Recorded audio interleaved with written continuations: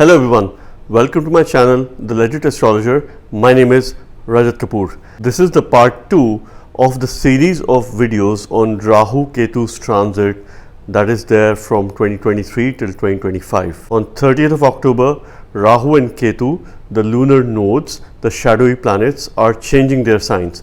Rahu is going to be entering the sign of Pisces and Ketu is going to be entering the sign of Virgo, and they will stay in these signs for the next year and a half. This is quite an important transit as it is going to have an impact on all of us. In case you're new to my channel, please subscribe, hit the bell icon, share this video with your friends. Keep yourself up to date with all the upcoming transit videos and Vedic astrology videos. And if you wish to book a personalized consultation with me, you can check out the link to my website in the comments section and the process of reaching out to me. This video is focused on Ketu's transit in the sign of Virgo. In the subsequent videos, I am also going to talk about how the lunar nodes transit is going to have an impact on each ascendant and moon signs. I will be making these videos in a holistic manner, in a step-by-step manner. Ketu is a non-materialistic graha. It is also one of the significator of scams. Ketu is entering in the sign of Virgo, which is an earth sign, which means that over the next 1.5 years, the world is going to be prone to scamsters.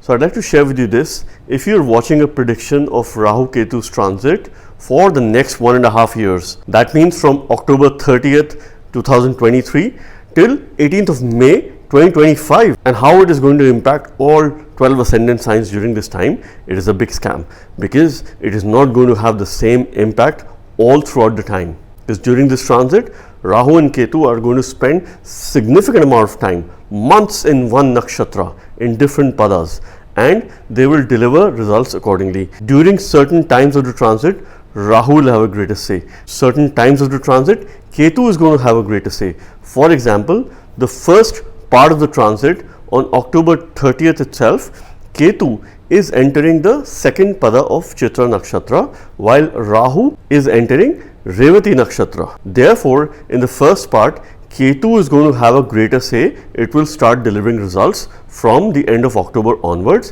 while Rahu will take a few days to deliver results as it will change its pada or the placement in the Navamsha chart or the D9 chart. This is how it needs to be read. So I'm going to be making several videos across the signs and nakshatras and how specifically Rahu and Ketu are going to impact all 12 ascendant and moon signs.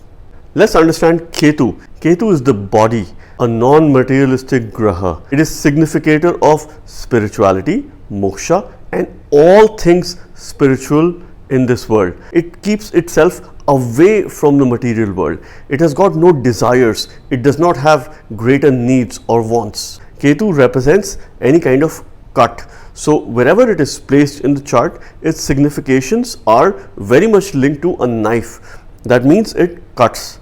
Ketu is also associated to things that are torn or clothes that are torn. It is about isolation, loneliness. At the same time, Ketu is a very well learned graha. It is a master of spirituality and all the knowledge related to Jyotish Shastras, spirituality and moksha.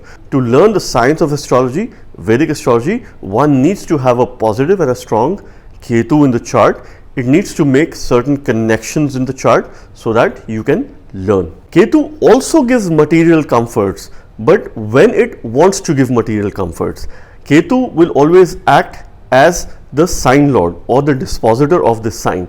Ketu being in the sign of Virgo, which is ruled by Mercury, over the next year and a half, Mercury is going to have a greater say, similar to Jupiter having a greater say in Rahu's transit in Pisces. So the next year and a half is the era of Jupiter and Mercury, Guru and Shishya. Ketu is a very karmic and a selfless planet. Since it's the body, it is always constantly in pain. Imagine if the body is there with a severed head. It is constantly burning in pain, wandering around, trying to find the meaning of different things in life, trying to make all efforts for the body to move in the right direction. Therefore, Ketu always needs some guidance from Jupiter, that is Guru. So in order to make the most of this transit, we need to look to Jupiter as well as Mercury. Let's understand the sign of Virgo. Virgo is an earth sign from a Tattva perspective. Virgo is the natural 6th house of the Kalpurusha Kundali. It represents service of all kinds, daily routines. It plays an important role in health related matters. Virgo has feminine energies. It is also about debts and the capacity to pay off these debts as well. It plays a very important role in daily job, daily routine, things that we do on a day-to-day basis. It also signifies competition or competitive activities. Virgo from a sign perspective resides towards the center of the zodiac. Therefore, this is where Lord Shiva sits in Chitra Nakshatra, and this is the nakshatra where Ketu is going to be transiting. So it's an excellent time to seek blessings from Shiva and make the most of the start of this transit. In Vedic astrological calculation, we give great importance to Chitra Nakshatra and the sign of Virgo. This is where the Ayanamsha is derived from, which is Chitrapaksha Ayanamsha. That is highly reliable in terms of casting charts and predictive astrology, because this is the order of Lord Shiva and we cannot defy his order in any case. In spite of Ketu having separative tendencies or being the Karaka of isolation, one thing that stands out is that Ketu plays a very important role in your growth. Ketu is all about slowing down. Ketu is a fiery planet because there's a fire that is burning within. Think about all the spiritual leaders from the history or in this world. They have been only successful when they were slowing down, not when they were running in a fast-paced manner.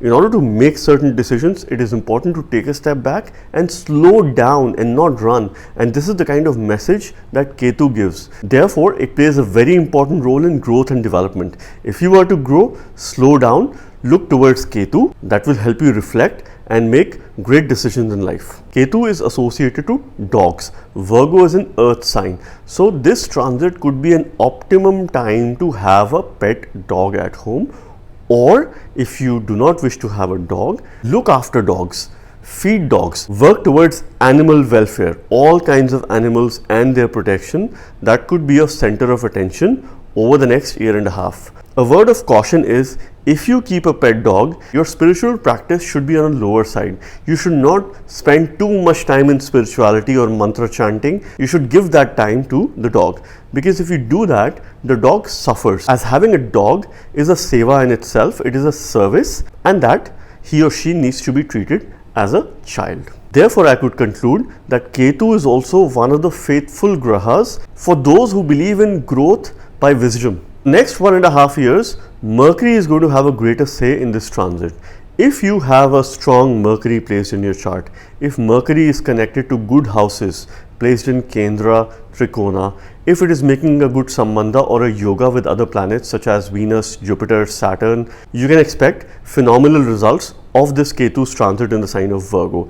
If Mercury is weak, afflicted in your chart, connected to not so good houses, if it is not in strength, you can expect a challenging transit while Ketu is in the sign of Virgo. During this transit, Ketu will be aspecting 3 signs by its 5th, 7th and 9th aspect. Some school of thoughts believe Ketu, being the body, does not have any aspect because it does not have a vision, it does not have desire. I believe that Ketu still has aspects. However, those aspects are related to causing obstruction in the signification of those houses, considering the inherent nature of Ketu. Ketu is going to aspect the sign of Capricorn, Pisces and Taurus during this transit. So wherever these signs fall in your chart, you would need to pay careful attention to significations of these houses. You might need to put a lot more focus over the next few months in order to protect the significations of these houses. So look for the sign lords or remedies related to grahas placed in these houses or signs and remedies related to these houses. Another important point to understand is that if Ketu is transiting certain houses from its natal position in your chart, how it is going to have an impact. This transit is quite ideal and good for those natives if Ketu is making a transit 3rd, 6th, 10th or 11th from its natal position in your chart. This transit is going to be extremely positive for you. This can bring in spiritual growth, wisdom, new learning opportunities, and you would need to slow down to make good decisions for yourself. This can bring in success in most endeavors in life, considering your ongoing dasha, antadasha, pratantadasha, and the situation of Ketu and Mercury in your natal chart. If Ketu is making a transit 2nd or 12th from its natal position in your chart. This could be challenging more from a wealth perspective and overall well-being. If Ketu is making a transit 8th from itself, this could bring in a lot of deep transformation.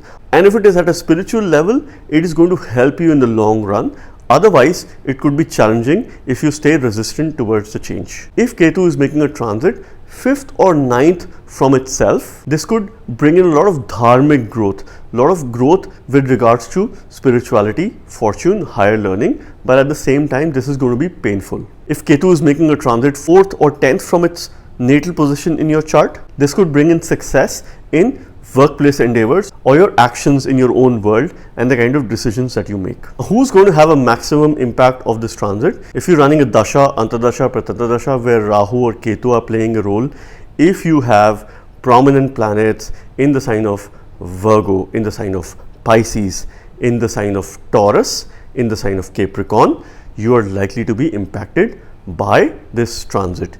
If you are running through a dasha, antardasha, pratantardasha where any of the sign lords are playing a role, where sun is playing a role, moon is playing a role, because Rahu and Ketu are integral part of the moon, where Mercury is playing a role, Mars is playing a role, Saturn is playing a role, and Jupiter playing a role, you are likely to be impacted by this transit. Therefore, this Rahu-Ketu's transit is going to have an impact on all of us, but differently at different times. That is something which we need to understand. Ketu is entering the second pada of Chitra Nakshatra on 30th of October, and it is going to stay in Chitra Nakshatra till 4th of March 2024. This is how this transit needs to be read.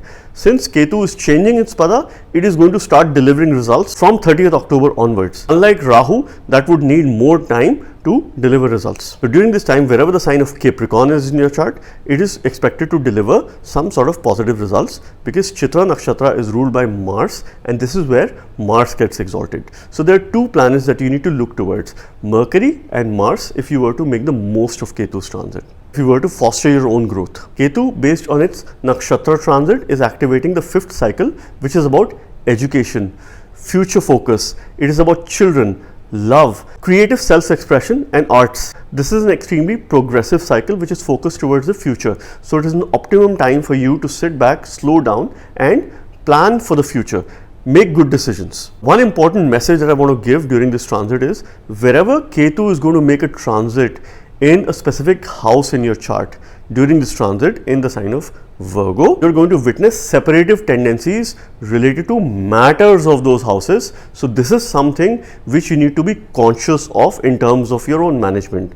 Be it a good Ketu or not so good Ketu in your chart, these are quite natural separative tendencies. For example, if Ketu is making a transit in your ascendant itself, it can make you aloof, it could make you a lonely person or not interested in learning more about yourself. So you need to put more focus on self-awareness. If Ketu is making a transit in your second house, it could cause separative tendencies with regards to family, with regards to your speech, and also lack of interest in wealth. If third house, it is going to cause separative tendencies in terms of your efforts with your sibling, your communication. You might not want to put efforts into the world, so you need a guru there. If Ketu is making a transit in the fourth house, it could cause separative tendencies with the mother. So mother's health needs attention, your homeland needs attention, the public needs attention, and your overall mental well-being needs attention. If Ketu is making a transit in your fifth house, it could cause separative tendencies with regards to your children, your future planning, your creativity. The sixth house, it could cause separative tendencies, daily matters in life. In terms of your competition, it will force you to stay away from competition, service, and the job that you do. Seventh house, it could cause separative tendencies with regards to your marriage, partnership, relationship, and those people who are opposite to you. If Ketu is making a transit in your 8th house, it could cause separative tendencies with regards to change, sudden ups and downs. That is something which it could bring in unexpected events in life, so you need to be careful and mindful of it. If in the 9th house, it could cause separative tendencies with the father, with your dharma. You might deviate yourself from the path of righteousness, and this is where you also need a guru or a mentor. If Ketu is making a transit in your 10th house, it could cause separative tendencies with regards to your job, workplace, your action, your business, and what you're doing.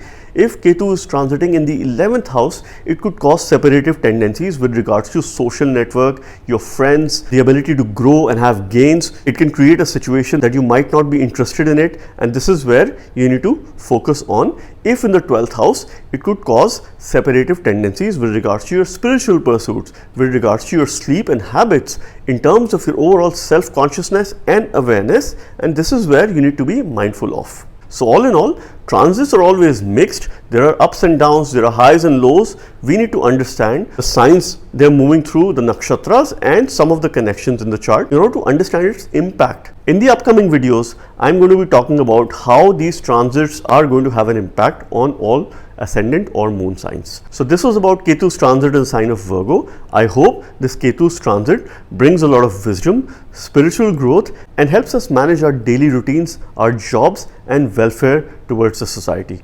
Thank you very much. God bless you all.